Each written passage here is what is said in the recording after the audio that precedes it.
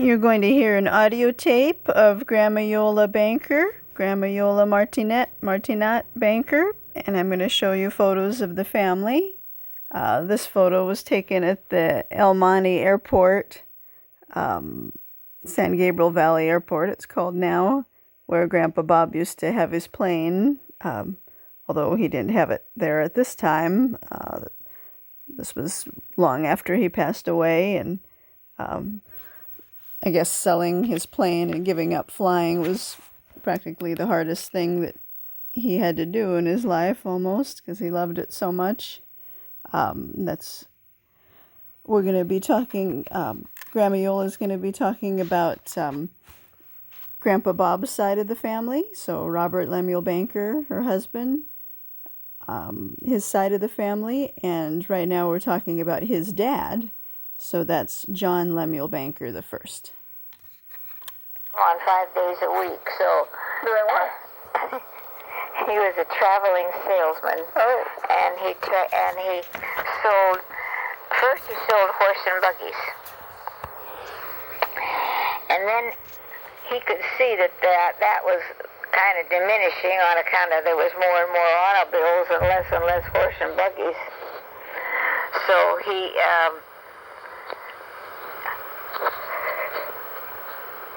decided to sell tractors, and so he went to work for Minneapolis Moline. And he stayed there for 35 years. In Iowa, though, right? Mm-hmm. Wow. But he did, when they came out here, he was still worked a year for them. They transferred, he told them he wanted to go to Iowa, to California. So they thought so much of him that they said, well, we'll give you a job in California. So they let him, so he stayed until retirement here in California. Wow. And where did they live in California? Near us. Oh, so who came to California? All three of them. This was all three being Paul, Lefty, and Grandma and Grandpa Banker. So that's Grace May Ellis and John Lemuel Banker the first, and Paul Raymond Banker, also known as Lefty. They all came out to California after Grandpa Bob did, chasing his dream of flying airplanes. Lefty and Grandma and Grandpa Banker. Okay, gotcha. They came. They came to Long Beach. They stayed in Long Beach for a little while until they found a house near us. And then we did all that business about moving the house. And then we sold them the lot. And then they built the house. And that's where they lived. Which house? 9845. Oh, so the Bankers lived in 9845. Yeah, they built it. So John Banker and Grace May Ellis, and even Lefty, Paul, for a while, stayed in 9845. Well, they built it. Wow. Actually, Bob did the build. Bob was a subcontractor, for them. Got all the men, he picked out the contractors so they didn't have to worry about that. And built this house. And Grandma Banker picked out the plan. And the floor plan for the house. This house. And Grandma Banker picked out the plan, and because my dad had seen a plan like that, and he thought it was kind of nice, and so the house wasn't quite finished yet, and they let us go in, and Grandma Banker liked that plan, so I don't think she bought the plan, or anyhow, they took that plan and made it into a house. You got a good plan. It is a good plan. And we'll continue on tomorrow. Truro is where the Reeds lived, and probably still live there in Winterset. But Truro was there, and it was just a very small town, 30 miles from Des Moines. And I believe Fred Fred Reed graduated from the high school. That was only about 7 or 8 kids in the high school when he graduated. Also, his wife graduated from there too, and then they met and got, I mean, of course they knew each other, and I think they married when they were only 17. So who lived, the Reeds, you mean the twins, or who lived in Truro? Well, there's, Which Reeds? Fred Jr. And? His wife. Okay, but not Harry and Herbert. No, because from there, the kids, well, they lived there while they were growing up, I think, and then they went to Winterset, which is the home of John Wayne. John Wayne was born there. And Winterset is just a few miles from Truro. Naturally, it's a much bigger city, and it's a typical town, a typical Midwest town with a square, that has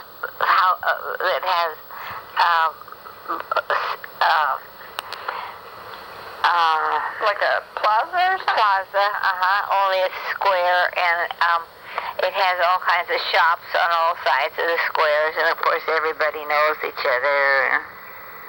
That's like that. So actually the Reeds at first lived in Truro and not Winterset. That's right. The original mother and father, and one of the Fred Reed Jr. Fred Reed, the father, was quite an entrepreneur. They didn't have much. They started out. They're self-made multimillionaires, I'm sure by now. But the father, I remember, bought tires, and he would sell them for a little bit more than what he paid for, and he was a real entrepreneur. The mother bought and sold eggs for profit.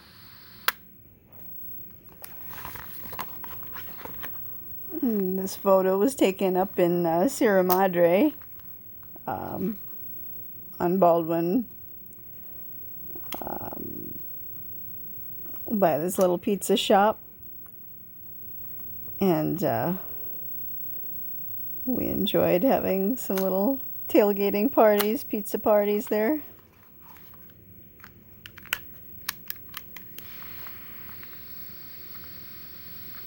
So, and that photo was taken at Grandma Iola's son's house on Balboa Island.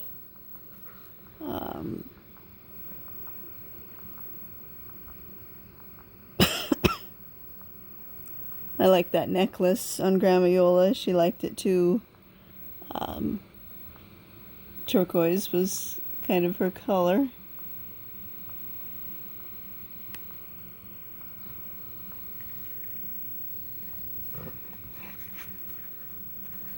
Let's see, just a couple more pages of this album.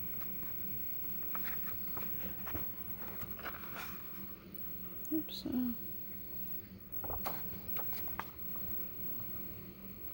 It's the Belmont Pier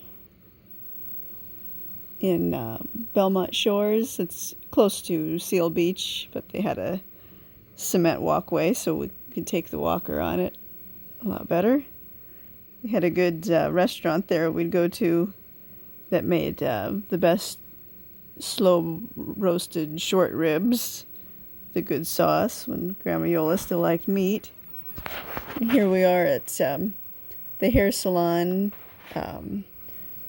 on First Avenue and Wheeler, right on the corner. It was Yvonne's hair studio for quite a while. She bought it from the other owner before, and now it's somebody else owns it. But I think, yeah, I'm pretty sure this is there. Yeah. And once in a while we'd get a manicure and pedicure there also. I think that was good for Grandma Iola's feet. Her her toenails were kind of a problem sometimes, really hard and curled, digging in the corners. She'd get like hard calluses on her feet also, and I bought this thing to kind of, it was electric. It was some little machine that would help get rid of the calluses, and I used it, sometimes, not too often. That's probably the same pier, maybe. No, this is the Seal Beach pier. You can tell because the sides are different. So like on this one, it's up and down vertical, and this one it's horizontal. The side of the pier there. Yeah, this is the Seal Beach pier, I'm sure.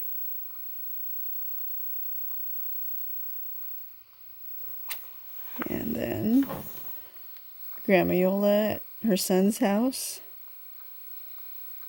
on Balboa Island.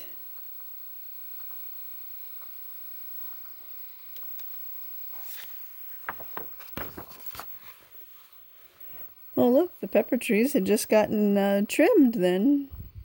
That's great. Looks a lot different than when they're really thick. There's Grandma Iole going for our walk with her walker up and down the street. And the looks like the street was just resurfaced then too. That's 35. Those pepper trees have been there a long time. I think when they planted them, they didn't realize they were going to get quite so big. Here's Grandma Iole at the El Monte Airport. Probably we must have had lunch at Ania's kitchen. We actually rented the 35 that you just saw there to someone that worked at Ania's kitchen, a waitress that was a relative of the owner of the restaurant. Until she only stayed a year though. Then she got married and left.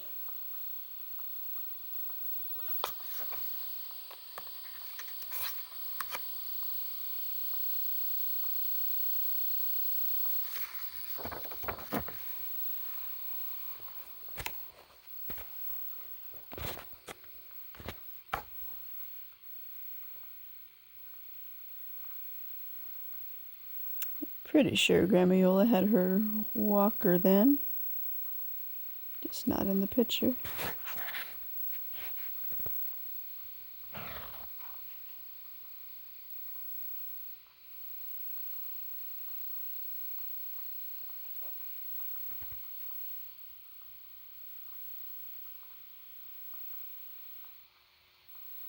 Always together. We were just always together. Now that she's not here, it's like half of me is missing.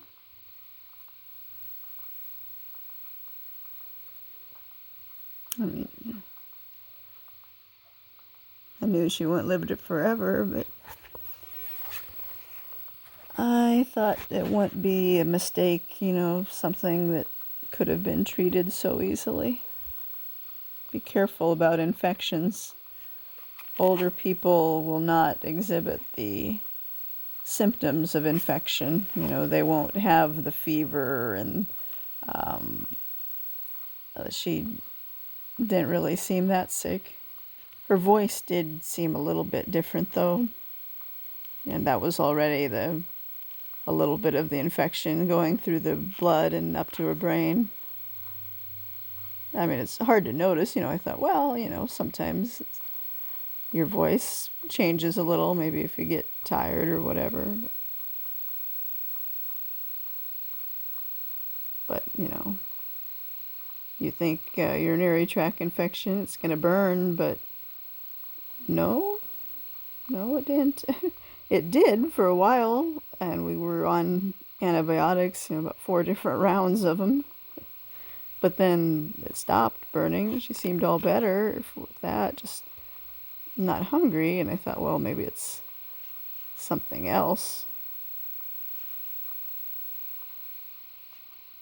she didn't have the back pain of a kidney infection, and that could have been a little confusing though, because maybe she wanted off of her chair, like, oh, we got to get out of this chair.